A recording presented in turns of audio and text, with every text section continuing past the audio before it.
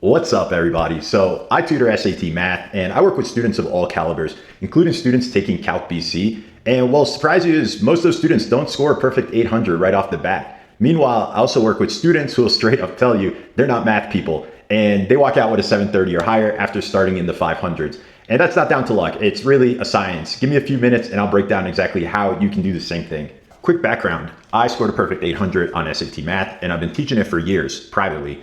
And I work with companies that charge families upwards of $150 an hour for just a lesson. Now, the problem with that is there's only one of me and there's only so many hours in a week, which is why I built Sigma Prep. Everything I would teach in a lesson available there in one place, available to everyone. More on that at the end. Let's jump into the game plan of what you need to do. Now, if your parents took the test or you have an older sibling that took it even 5 years ago, they took a completely different test.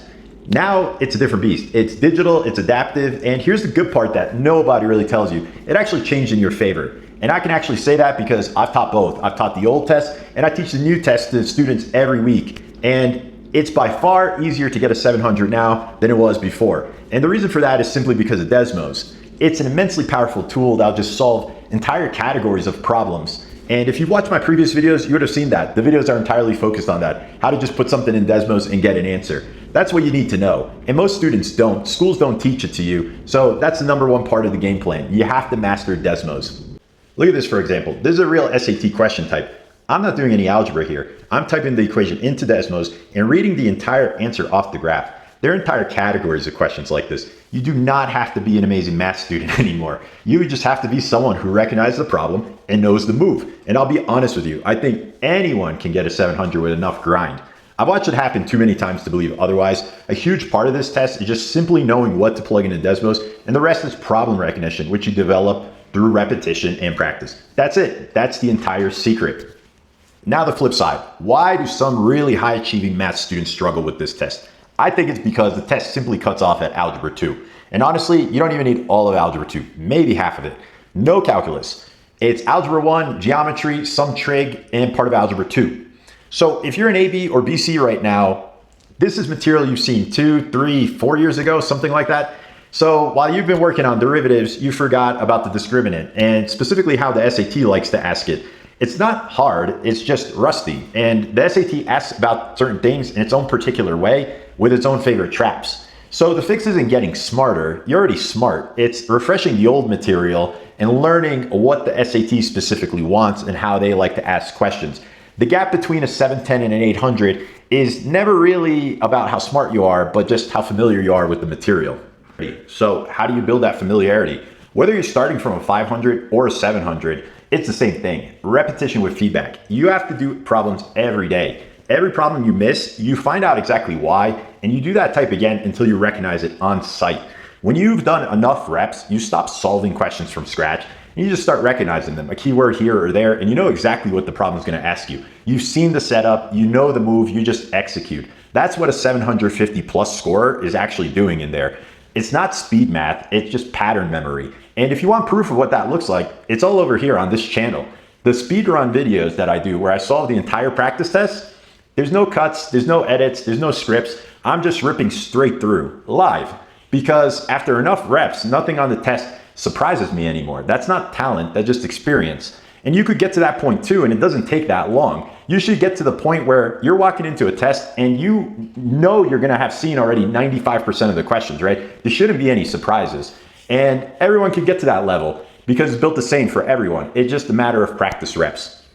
Practice repetitively, same type of problem, different numbers until it's just automatic. Then once the skills are there, do practice tests. Full length, timed, real conditions. Here's the thing about practice tests. They're not for you to learn. They're for you to sharpen your practice test-taking skills. Because here's the brutal math at the top. When you're at a 600 or above, every careless mistake is costing you 10 points to your score, maybe even 20 points at times. So 2 careless mistakes is the difference between a 750 and a 770, or 770 and a 790. The students who hit their target scores aren't necessarily the smartest ones. They're the ones that nothing surprises them and the ones that have eliminated all their careless mistakes. Anyone can get there. It's just practice and repetition. So that's the plan.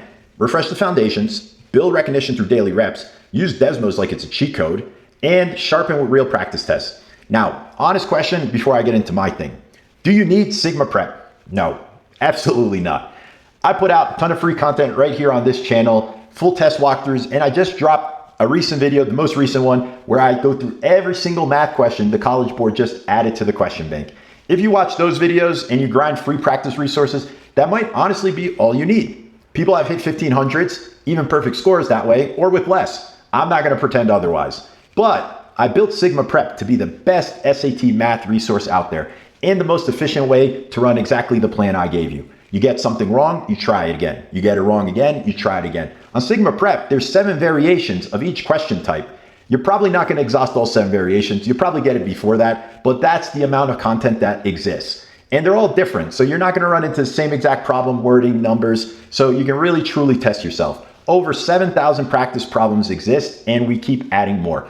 And there's video explanations, so you miss a problem or a question, and it pulls up my video exactly at that type of problem. So you're never stuck wondering why or how you could have done something more optimally. You'll just get an answer.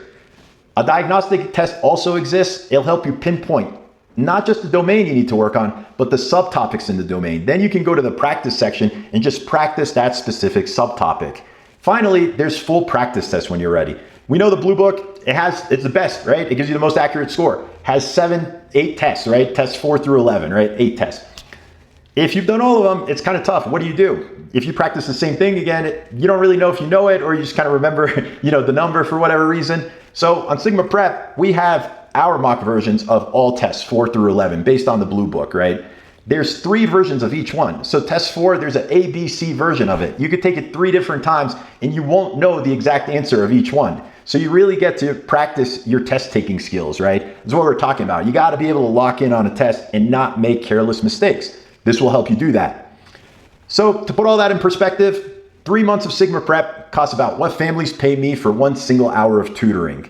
So I think it's a pretty good deal, and you probably don't need 3 months. You'll probably be good with 1 or 2 months. So is it free? No. Is bro trying to sell you something? Yeah. Would I love it to be free? Honestly, yeah, but it costs money to run the app and everything. So right now that's just not feasible. It's about 50 bucks a month. That's like 3 Chipotle, Chick-fil-A meals, and you get everything I know about this test for a month.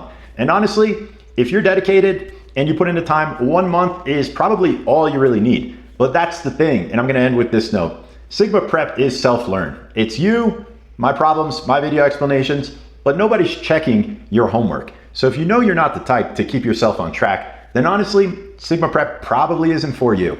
That's what one-on-one tutoring is for. That's the difference. Sigma Prep is me teaching you at your pace. A tutor's job is to keep you on pace to reach a certain goal. It's free to start. A lot you can do for free. No payment required to sign up. You can take a diagnostic test to identify your weak spots. You can even take our free mock test, right? If you've taken all of the Blue Book tests, right? We have an alternative. Link in the description, so you don't have to take my word for any of this. Try it out, leave a comment, let me know what you think. I'll see you in the next video. Take care.